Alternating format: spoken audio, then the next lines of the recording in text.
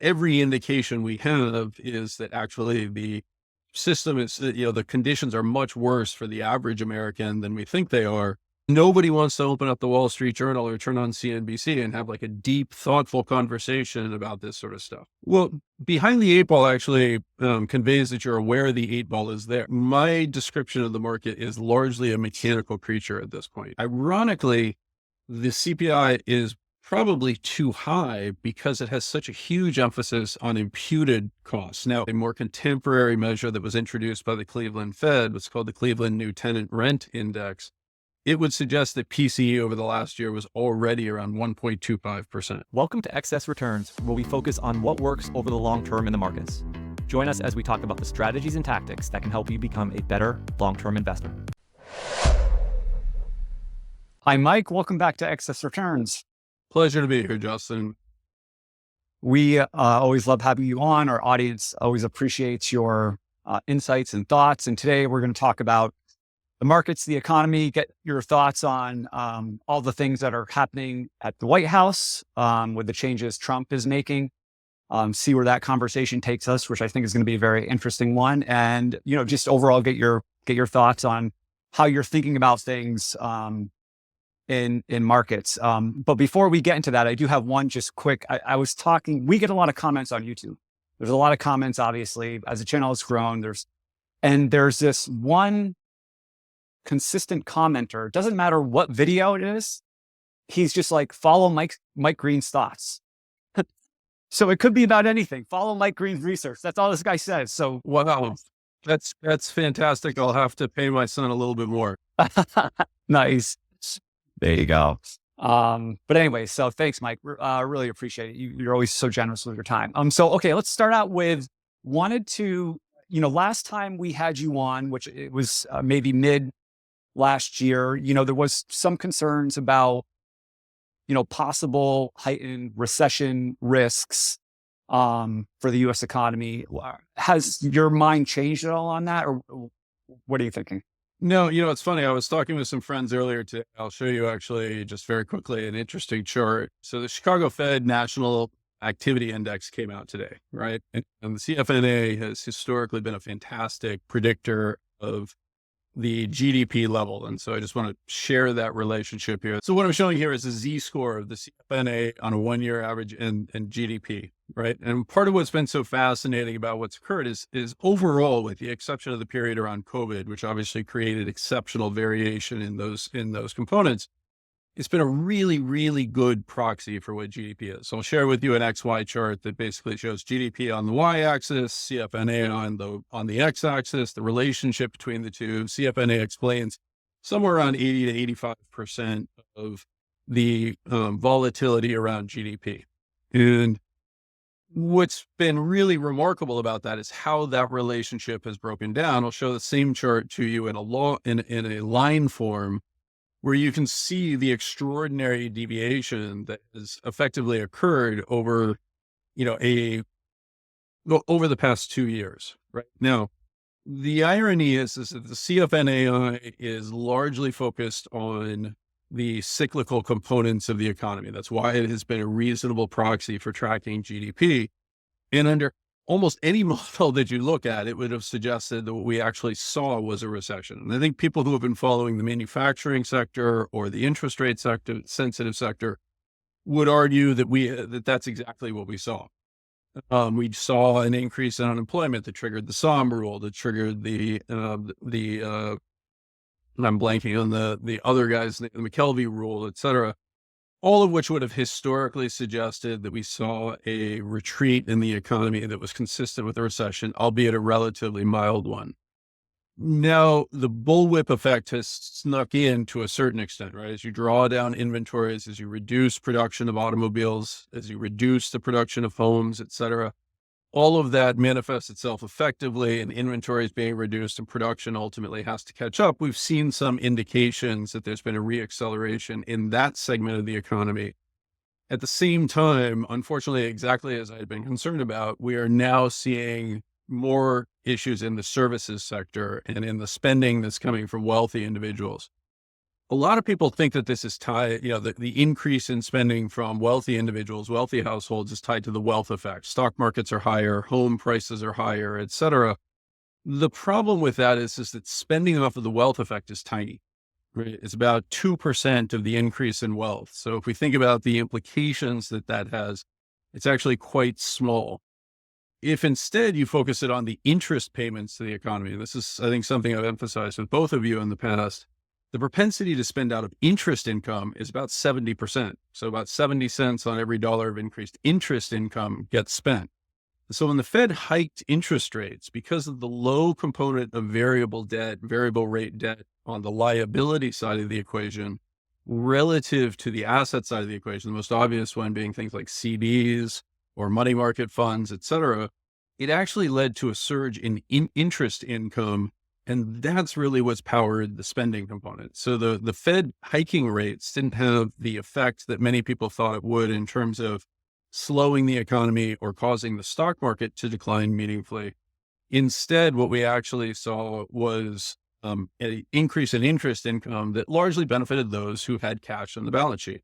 One of the things that I've sort of seen in my career, and it's always easy to see it like in hindsight, but with the recessions we've been through since 2000, you see these like cracks in the labor market with companies, starting to lay off people. And just this morning I saw it. Now these aren't big numbers by any means, but and you can always kind of see it like in hindsight. So it's easy to talk to it, but like Starbucks is, laying off, I don't know, maybe 1,000 or 1,500 workers. And then obviously you have Doge and stuff that's happening with people being let go. And we'll talk about that maybe a little bit more in a few minutes, but I'm just wondering, do you think that any of the things that you're talking about or seeing and any of the things that I'm saying now, it sort of changes the calculus of what the Fed does here? Well, I think that there's a variety of factors that'll change the calculus of what the Fed does. I think the most important one so far actually is something that I'd flagged last September, in that the seasonality, the residual seasonality in CPI, which had been very favorable in the summer of last year, turned unfavorable in the third quarter, towards the end of the third quarter, into the fourth quarter, and then for the first quarter of this year. You remember hearing Jerome Powell say seasonality is over an entire year. We have to, equal it out, et cetera. Residual seasonality is a different issue. It's when you introduce basically a shock to the system that changes a seasonal pattern of price setting and consumption. And that in turn then means that your seasonal adjustment factors get thrown off. And so you see price decreases where you had expected to see increases. An easy example of that is the Russian invasion in the summer of 2022. They caused gasoline prices to spike to an extraordinary degree, caused a renewal of some forms of supply disruptions, et cetera. That set a stage for normal pricing behavior over the course of the summer to seem like very low pricing. And if you remember, we actually had we had at least 1 month in which inflation printed negative in the summer of 2024. The reverse of that is now happening because you have to use those seasonal factors to spread it out over the course of the year. And so inflation is coming in hotter than people had anticipated. And you're largely seeing that in the market's reaction to it, right? But what it created is uncertainty for the Fed about its path of rate cutting. Once again, as we come into the summer, we'll start to see that seasonality work in our favor. It should cause CPI and PCE to be lower than it actually is. I just want to emphasize that. And as a result, you'll likely see a renewed call or a renewed confidence that the Fed can cut more over the course of the year.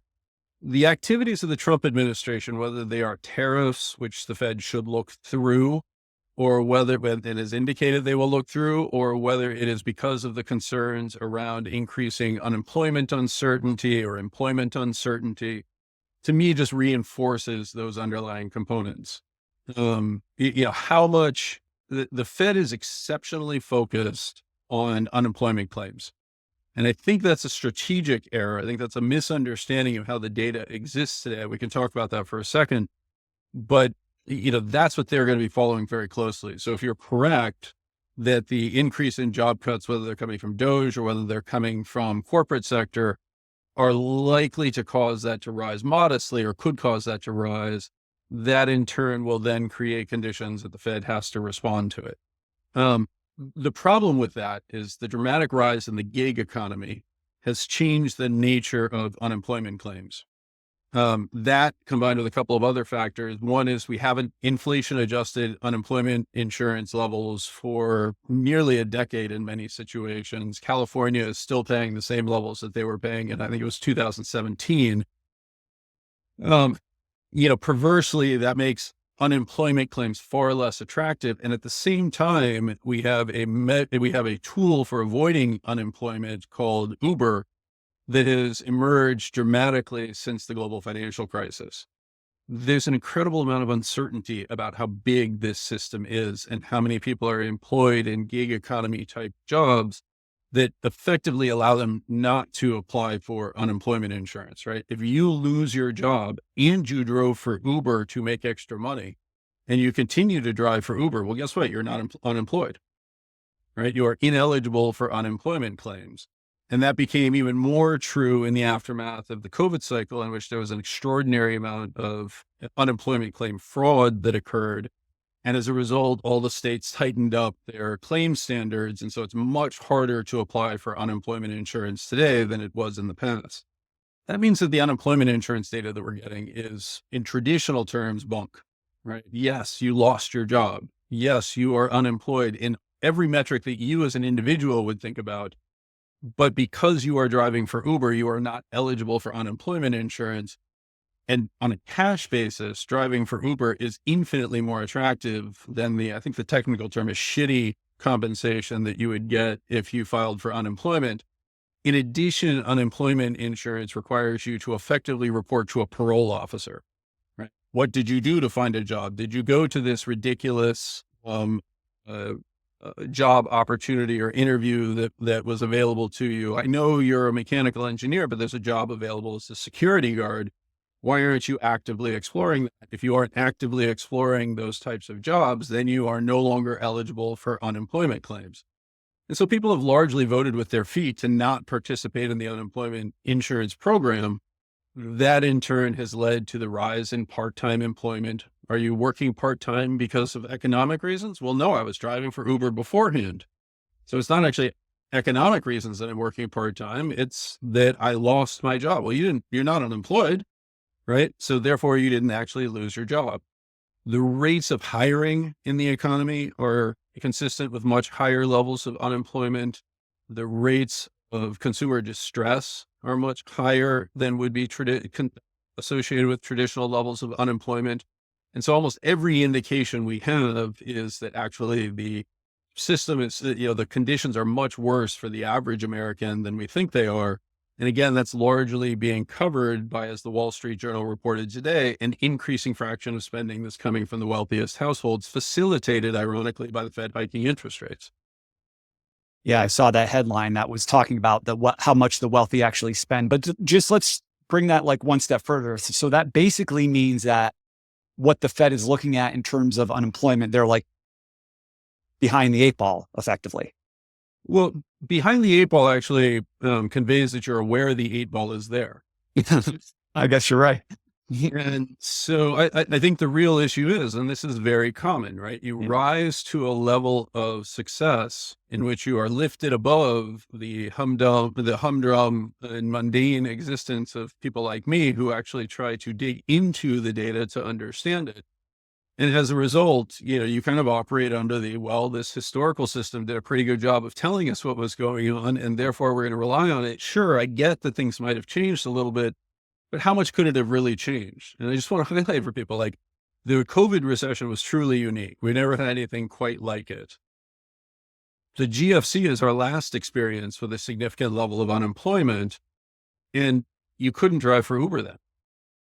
Right? It didn't exist. It didn't emerge until 2009. And more importantly, the Lyft process in which you as an individual could use your personal car to drive a car that Uber then copied into UberX and has been exploited by DoorDash and everything else, that really didn't exist. And we've never seen what that looks like during a period of recession.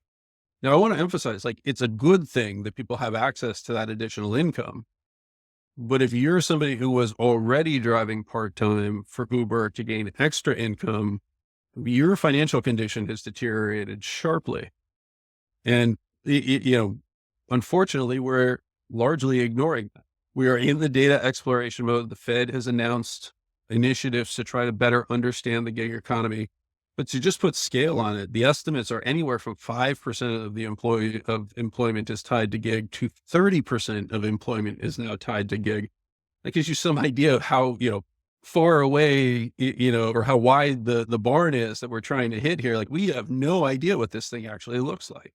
And that sort of condition, I think, is part of the reason why people feel so poorly served by what's happening in the economy. Let's talk about inflation specifically inside this. Beyond eggs, when we start to think about the subcomponent parts, we think about everything else. How do we actually think about the way these numbers are getting tracked just in the raw products and services that we're using right now?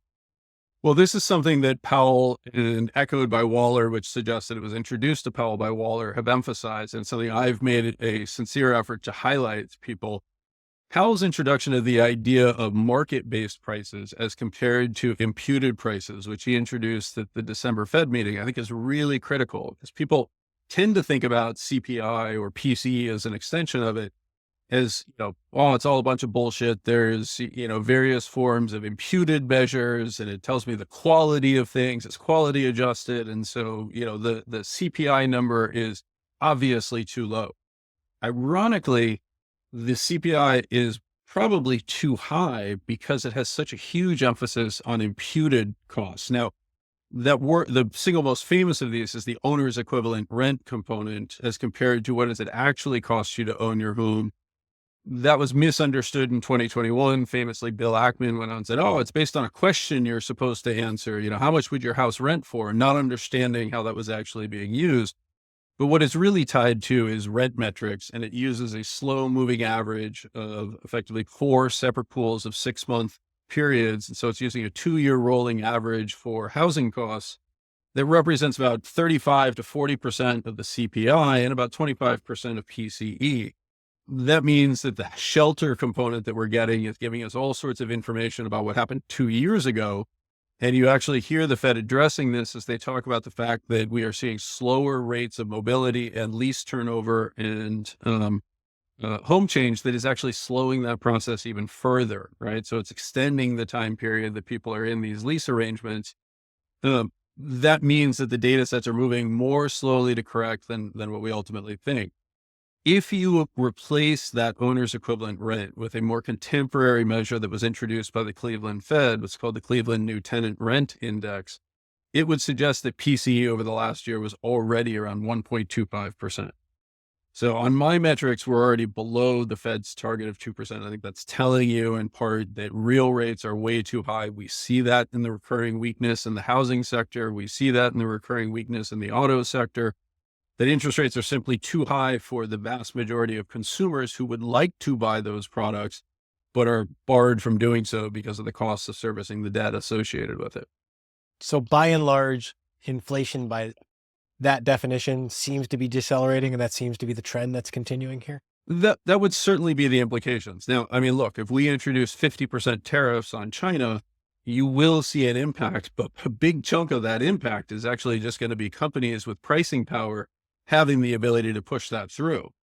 But if you look at, any number of metrics, trueflation is one that I like to point people to, et cetera, you see this huge surge of inflation that basically ended around June of 2022 and largely has been flat since. It's been interesting, and I just want to make sure we point people towards it. We can show it. You've shared it in the blog about seasonality, the parts of inflation that are hot, and all the different ways this rolls over. You want to just take a second just to unpack how you track this in the chart you shared on your blog? Sure. So the chart I shared on the blog actually highlights this seasonal component, and you can actually see the traditional behavior versus what's happened post-pandemic. And effectively, those two, you can pull the chart off of my Substack, but you can see how those two measures diverged, right? Now, what's happening is the BLS uses a 5-year rolling average to calculate seasonality. And so as the post-pandemic period now dominates that, it appears as if we think seasonality is a function of what happened over that 5-year period. as we return to a more normal pattern, it manifests itself in the function that I described, which is inflation in the summer seems unnaturally low, and inflation in the winter seems unnaturally high. There is absolutely inflation in areas where, let me rephrase that. There are absolutely price increases in things like eggs. But the reason why there are price increases in things like eggs is because of idiosyncratic factors tied to eggs and bird flu. We basically decided to slaughter a sizable fraction of our egg laying chicken population. I kind of wonder if we should identify them as chickens that lay eggs as compared to hens. But that is the sort of idiosyncratic factor that you run into all the time, right? Cocoa prices have surged. Why? Because the actual input of cocoa into that box of Hershey's cocoa that you get is about 5 cents, right? You buy it for $5. It costs 5 cents worth of cocoa. Sugar makes up the vast majority of your cocoa mix, by the way.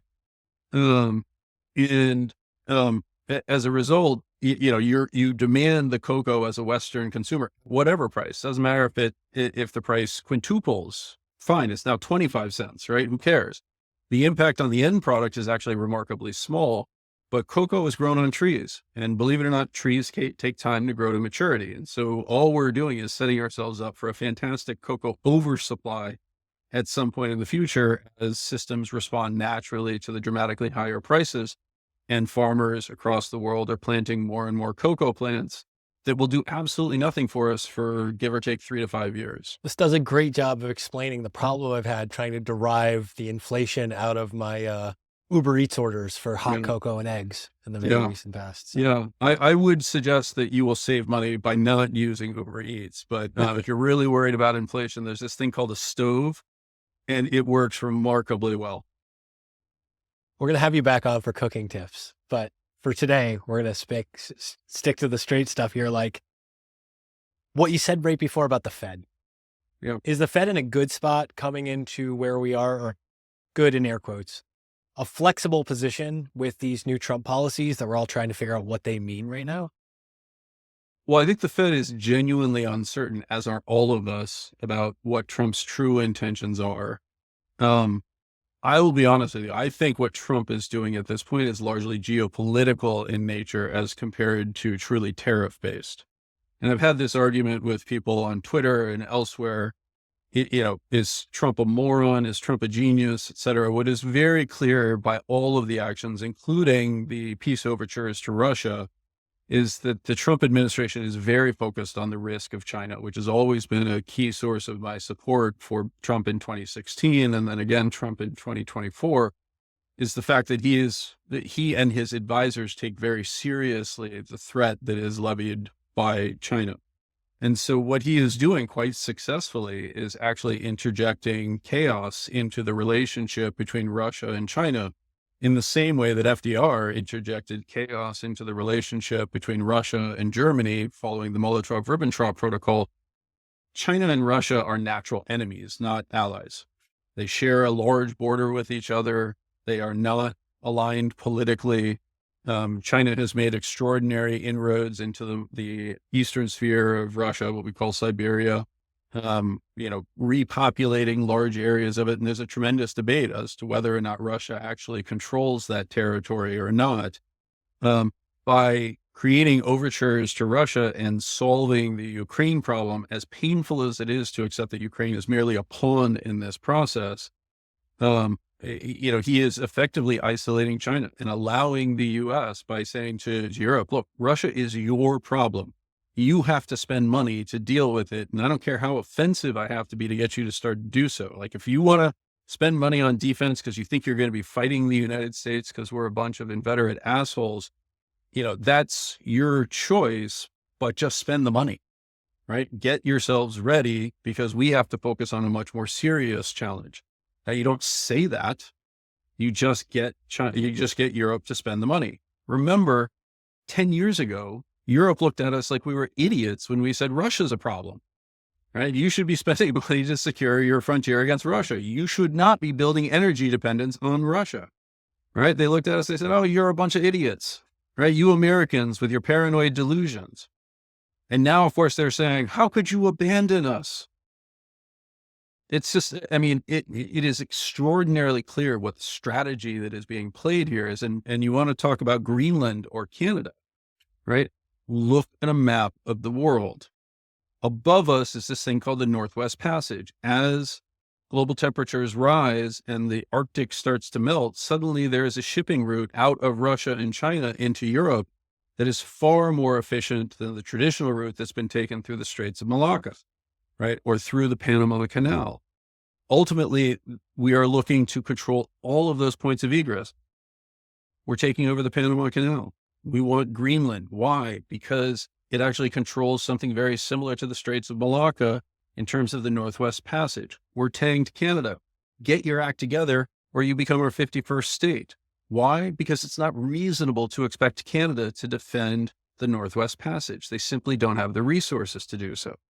And so all of these things are geopolitical in nature and are very clearly quite strategic, even as they feel idiotic to people who are used to a status quo. This is one of the things I've loved following along with you on the Substack and some other places, because you're parsing apart the geopolitical strategy from the economic strategy. So now tear apart some of the economic strategy that we see coming out and some of the policy implications, whether it's tariffs or trade, because you look at that, I feel like, differently than the geopolitical strategy that you just laid out. Well, again, part of the challenge is actually to keep relations with China normalized long enough to allow us to further diversify our supply chains away from China.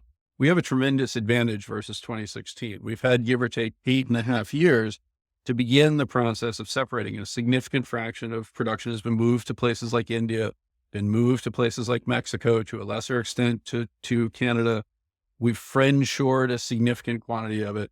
The idea that the Trump administration is going to meaningfully return manufacturing to the United States, particularly in an environment in which there's very low labor force growth and potentially even negative immigration as we go through the process of expelling people who are here illegally in the United States, is silly. It's just I'm sorry, it's just silly, right? We will eventually automate much of that production. We will bring high value added manufacturing back. We will rely on lower income countries where labor content is required, but we are friend shoring that process to reduce our exposure to China, but we can't replace them yet. And so part of the game is to actually maintain relatively good relationships with China while we continue to pressure American companies and those who supply American consumers to diversify the supply chains away. Right? Again, I'm not ascribing unique brilliance to Trump. You can love him, you can hate him, whatever, but these are all steps that are required, and you don't do it overnight. What about the impact from things like Doge or some of the other stuff that we're seeing inside of the administration here? And I mean, we're at the end of February, so we're early innings on this stuff. What impacts do you see that as having? Yeah, I mean, also remember, Trump didn't take office until January 20th, right? So when we talk about the end of February, we're now 1 month in. 1 month into actual. Right. It feels like so much longer, doesn't it? There was a headline on the New York Times today that actually finally figures out kind of what's going on, which is Musk has transported his Twitter takeover strategy to Doge.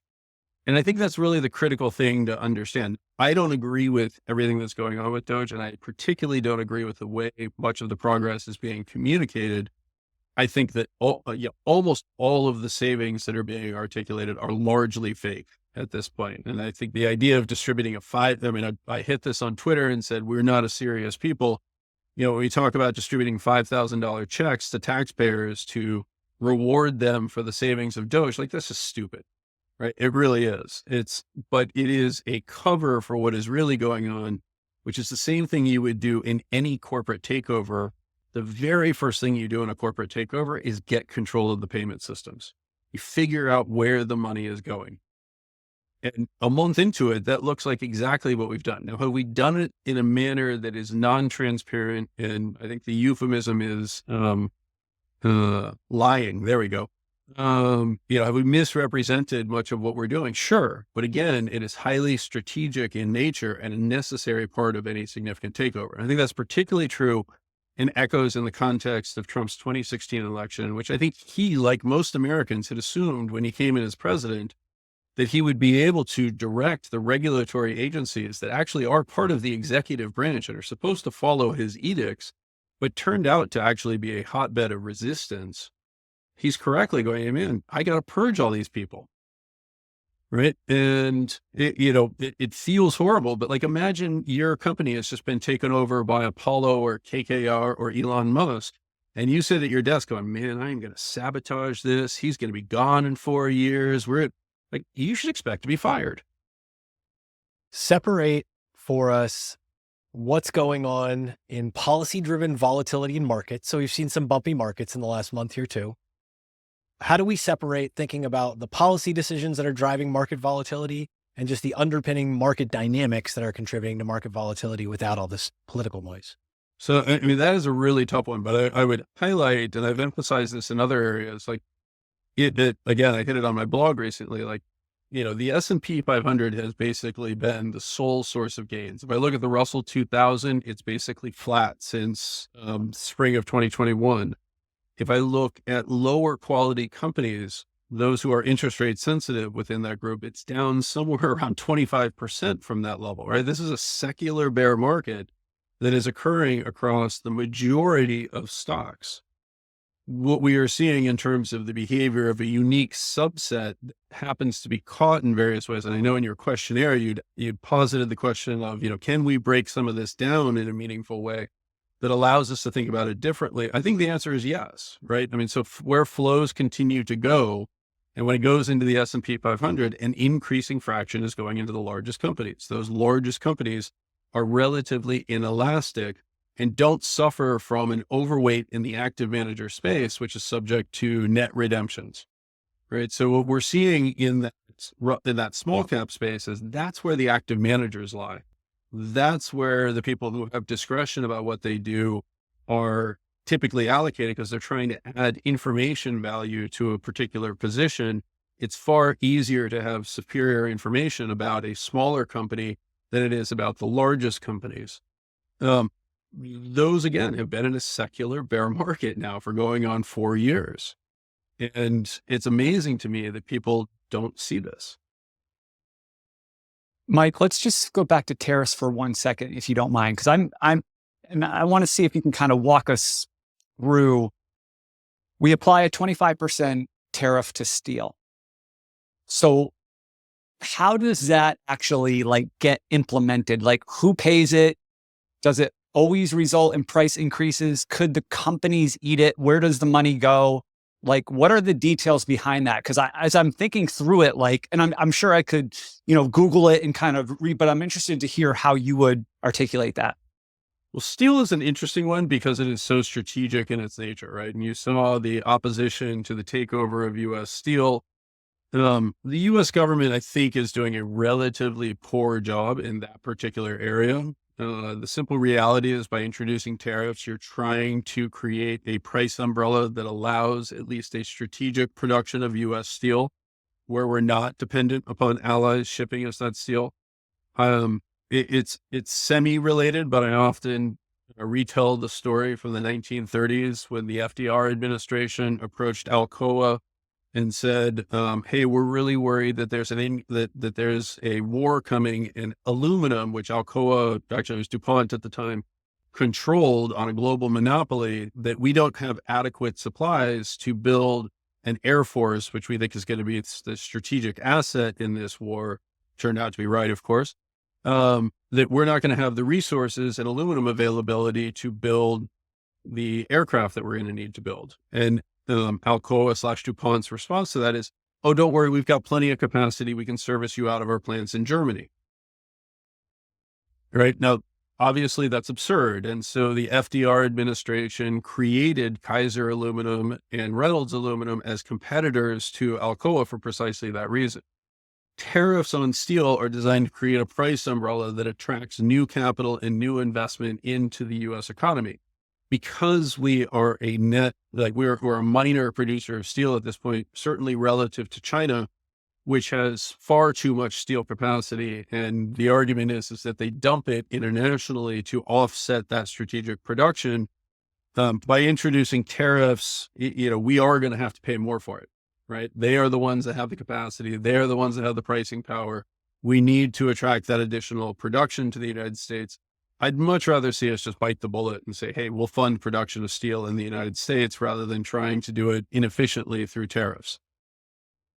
Yeah. So I guess there's like the tariffs of the strategic importance kind, and then there's some that maybe it's just that they're not always there for like a competitive type of advantage purpose. I still think Lenin said it best, right? The capitalists will sell us the rope that we use to hang them. If you outsource your strategic production to the market, if you believe, as Alcoa did, that you can service your aluminum needs from plants in Germany, well, then you make yourself hostage.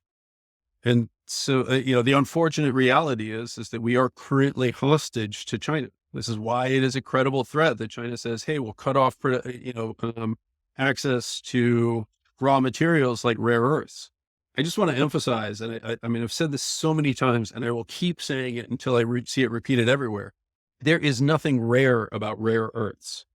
Rare earths literally just means slightly unusual dirt. And the issue is that when you produce rare earths, you have to refine them. You're effectively taking 5% of the land of the dirt that you're digging up and extracting it in various toxic forms. When you treat that 95% or 100% of the earth that you've now dug up and only take 5% away, you're left with 95% of poisonous, toxic garbage that you got to figure out where you're going to put it. In the United States, we don't want to do that, right? We don't want to pollute our environment that way. So what we're really actually saying in rare earths is, it's really rare that somebody would want this in their backyard. Do you think that that obviously plays into what we're, I guess, trying to get out of Ukraine with Bingo. Their minerals and stuff? Yeah. What we want to find is a place that is now shitty enough that they're like, oh, we'll take that dirt.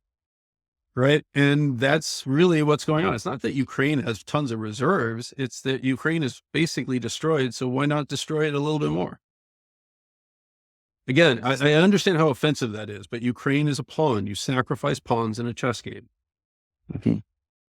And I'll try to humanize that in one quick second. Like, I also apologize because I understand that Ukrainians are people, and I don't want to see this happen to any person.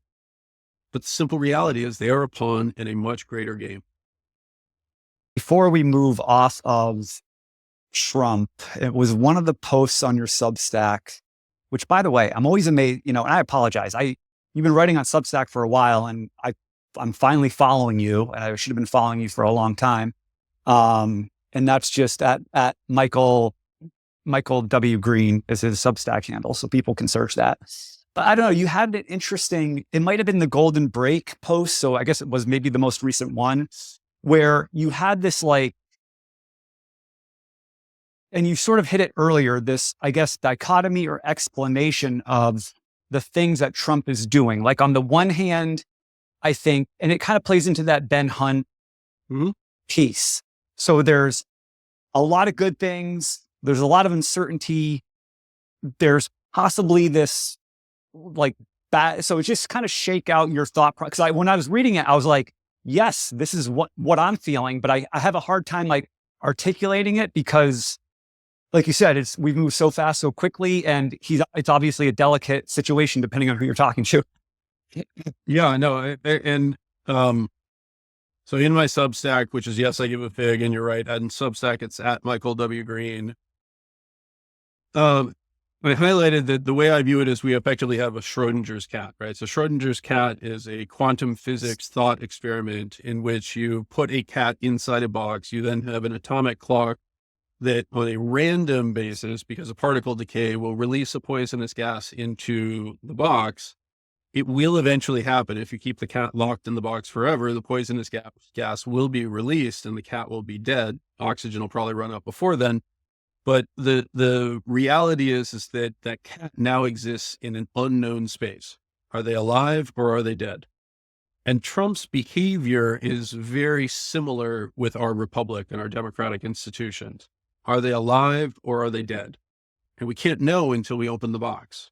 And we don't get to open the box until we see what happens after Trump, right? Do we get elections in 4 years? Do we actually see a society that has remade itself with a more efficient public sector that is capable of tackling the objectives of, resisting the rise of a totalitarian state in the form of China.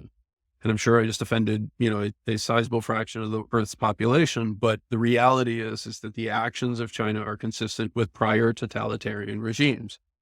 We don't know, right? We are genuinely uncertain. This should be clear from the monologue that I went through a second ago. Some of the actions of Trump are extraordinarily strategic and extraordinarily, and by the way, I attributed them to those in his administration, many of whom I know, many of whom I respect, that are thinking deeply about these geopolitical issues. Whether that remains the focus or whether what remains is the venality and meanness that is also present in behavior is unclear. Right. And so part of what I highlighted in there, I have a son at the U.S. Naval Academy. My wife and I know many young women that serve at the Academy who are all amazing individuals, really talented, capable individuals. And with the firing of somebody like Lisa Franchetti, which you can dispute, you can think is the greatest thing in the world for various reasons, a very simple message has now been conveyed to young women serving in the military. Your position here is uncertain. Right? That's never a good place to be. And so we don't know the ramifications of it. The other thing that I emphasize in this Substack is, the parallels of history, and history rhymes, it doesn't repeat, but the parallels in history are very, very similar to prior populists who have arisen in response to ineffective governance and a failure to address the needs of society. The fact that the Federal Reserve is focused on unemployment insurance claims, when I just walked through a long explanation for why they are no longer relevant, right, is a reason why people view the institutions as unfair and unserving. And as a result, their frustration is growing. They feel disenfranchised. And so the only way that they can react is through mob-like behavior, the elevation of a populist, protests, etc. That's how the people express their voice, not through voting for rational government.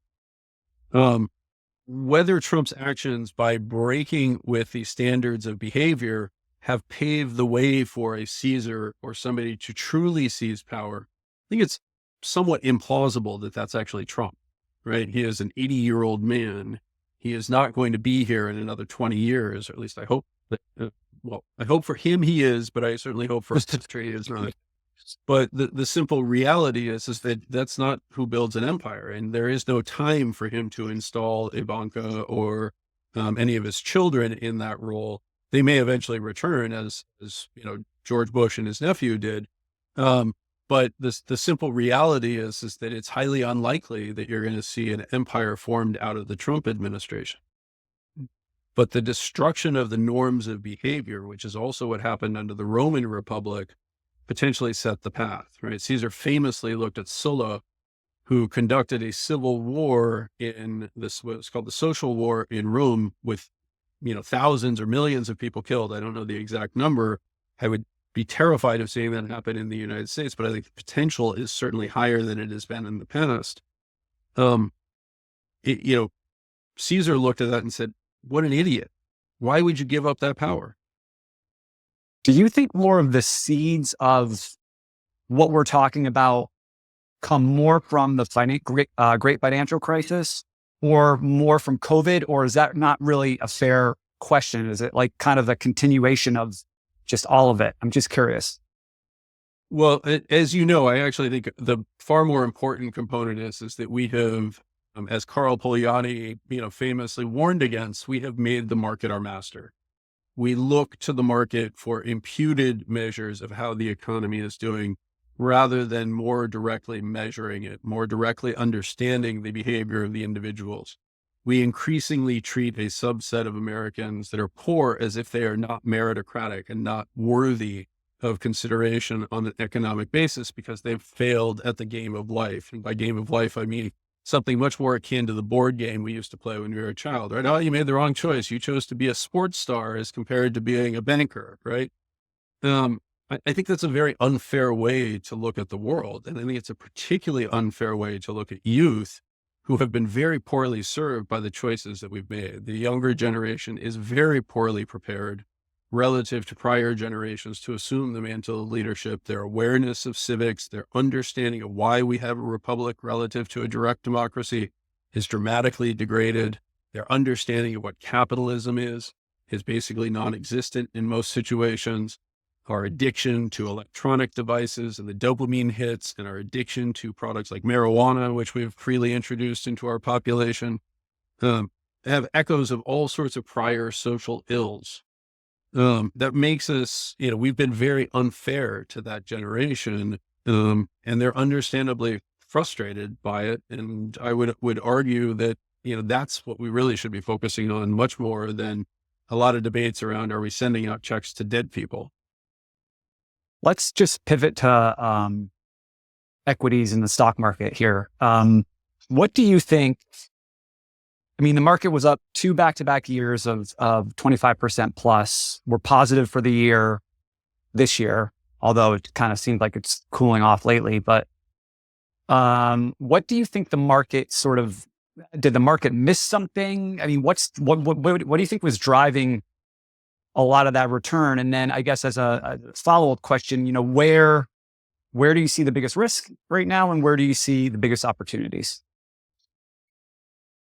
When you say the market missed something, I just want to be very clear. Like, my description of the market is largely a mechanical creature at this point. If you participate in a 401k and you are employed, and there is employer withholding and employer matching of your paycheck, and you are contributing that to a target date fund, there is no information content going into that other than the very lagging information that you are currently employed. Right now, the behavior of those dollars once they enter the market is also pre-programmed. You are going to buy based on how old you are, a certain fraction of U.S. equities, international equities, U.S. bonds, and international bonds. Does the supply of bonds influence that decision? In other words, if the U.S. has to print more bonds? No. Does the level of interest rates play any role in that decision process? No. Right. And as a result, those flows are purely mechanical in their construct, and it becomes a mechanical description of what should happen rather than any thought process to it. I'm not implying that there is no thought going into the market. There is still, roughly 50% of activities or aggregate funds that have some degree of discretion associated with them. There are portfolio managers that are trying to say you should buy X and not Y. And on the margin, they're going to influence things. But the key insight that I would argue I contributed to this is the net outflows from that active management space versus the more than 100% of the inflows coming into that passive space actually, crazily enough, put a negative loading on those insights. You're actually firing the people that are trying to apply thoughtful analysis, right? And as a result, as Jim Chanos and others have described it, we're in the golden age of fraud, in which there is no real thought process to the market in a lot of ways. I realize that doesn't feel like what you hear everywhere else, right? I get the phone calls from CNBC or Bloomberg, like every other market commentator, saying, what is the market pricing in? And my reaction to that is like, well, do I really want to get into a long conversation about the mechanical nature of flows and passive investments and the multiplier effect across different market capitalizations, et cetera? Or do I simply want to say, oh, they're reacting to Trump, right? Like, the reality is they want to hear they're reacting to Trump. Because nobody wants to open up the Wall Street Journal or turn on CNBC and have like a deep, thoughtful conversation about this sort of stuff. And I understand that. I don't blame them for that. So the rumor is that you've got a book somewhere. I've got thousands of books. But is there one coming out of you? Claim a new country called Greenland, just for the namesake? I didn't eat a book. I hope one's not coming out. No, I am in the process of writing a book on the impact of passive on markets and the implications that it has for our capital allocation process in our society. A lot of people who listen, I am far more sensitive to it than I think many others are. Like, I went to, as a young man, I went to Wharton and I studied business and finance and, as a rapacious hedge fund manager, et cetera.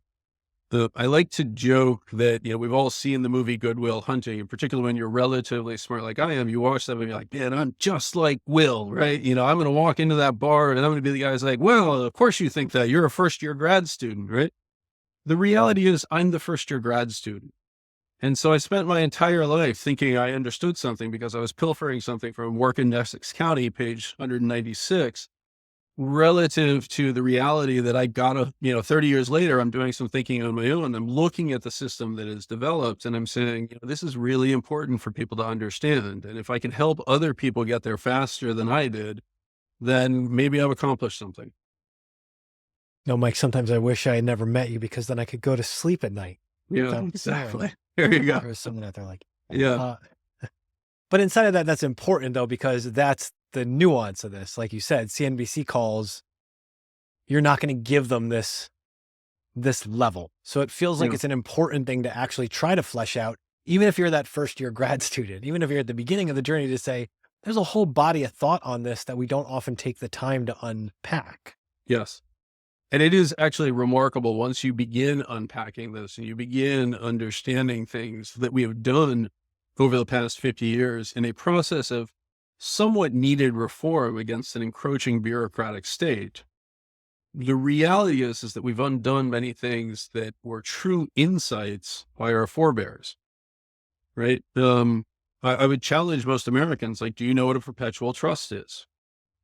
Right? They were actually made illegal throughout most of history for the very simple reason that the objective of accumulating generational wealth and extending your power and influence beyond the grave was something that was generally accepted as a bad thing.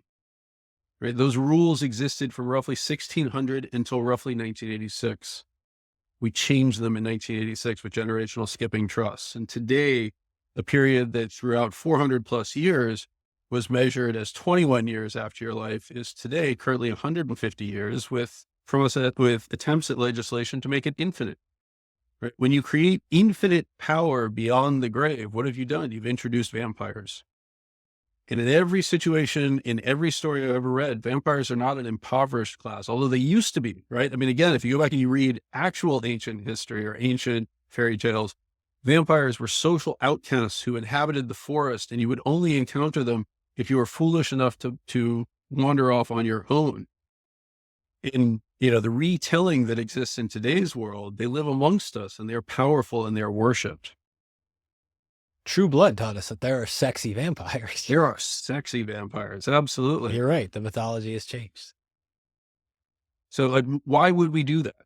The reality is we lost the lessons of our forebears. We failed to pay attention. We were those first year grad students enamored of Greenspan and Ayn Rand and, the thoughts of, I am uniquely meritorious, right? Like what we've introduced in our society is a degree of Calvinism again. Predestination. I was predestined to be successful because my IQ, go on Twitter and see how many posts are now coming out saying that IQ is destiny. I'm sorry to break it to you. That's crap. Right? IQ has a correlation up to a certain point, but people like as smart as Nassim Taleb will tell you that it's garbage. And there's a very good reason for that, right? The reality is what IQ tells you is a threshold. And so if you are incapable of being a surgeon because your IQ is below 115, but you are no better surgeon because your IQ is 185, you're still going to show a very strong positive correlation because effectively there will be no effective surgeons below 115. And our sampling capability beyond that 115 level deteriorates as we get further and further off into the reaches, right? Remember, a 130 IQ is 2 standard deviations above. Roughly 1% of the population is going to be in that category, right? It's two-tailed distribution. So it's significantly low. We don't do a good job of testing the 1%. We have no idea what that actually means. It's the same thing as the stock market where we're aware there's fat tails, but we have a really hard time deciding what the actual distribution is. Right. So we're allowing ourselves to be, again, governed by mythology, which unfortunately returns me to Carl Sagan's The Demon Haunted World in 1994, right? Which has this unbelievably and terrifying quote, which I have a foreboding of an America that returns effectively to its mythology and clings to the darkness and, the candle in the darkness. It saddens me, as you can tell. Here's to the dragons in our garages. Exactly. Justin, you got a closing question for our... So yeah, Mike, we like to ask the closing question, which is, what is the one thing you believe about investing that you think the majority of your peers would disagree with you on? It's a lot harder today, right? Because if you'd asked me 8 years ago, this is the same question that I was asked by Peter Thiel, in which I introduced the concept of how passive was changing the behavior of markets. Um, I, I honestly think most in investing now would actually acknowledge many of the points that I have emphasized and made around that. On the investment front, I guess what I would really highlight is an element of Goodhart's law, which is once a metric becomes a measure, once you begin tracking it or attempting to use it, that it no longer becomes an efficient metric. You've actually changed it by its participation. And again, I highlighted this in my Substack. I think Austrian economics is largely bunk, right? I just want to be very clear. I think there's a deep misunderstanding of what money is in Austrian economics. But there is a really important concept in Austrian economics, which is that we are all acting individuals. We are not passive participants in our lives or in the universe that exists around us. We tend to look at cycles from an anthropic principle, which is to say, the world exists, right? And these cycles have played out through history, and therefore they will play out in my lifetime. The reality is those cycles were actually created by the actions of individuals who either resisted the cycles, amplified the cycles, tried to turn the cycles, etc. We've become so passive as a society that we're terrified of any attempt at action. And as a result, we're passively sitting by and saying, well, the cycle's going to play out. No, if you don't act, the cycle's going to be different, and it's probably going to be worse. And so I would just emphasize that, we should all be stopping and thinking at every stage, in every action that we do, is it an intentional act to make the world a better place? And I don't think markets tell you that. I think the participants in the markets tell you that. Thank you. Thank you very much, Mike. Really appreciate it. Great conversation. As always. I love it as always. Thanks so much for tuning into this episode. If you found this discussion interesting and valuable, please subscribe in either iTunes or on YouTube, or leave a review or a comment. We appreciate it. Jack Forehand is a principal at Validia Capital Management. No information on this podcast should be construed as investment advice. Securities discussed in the podcast may be holdings of clients of Validia Capital.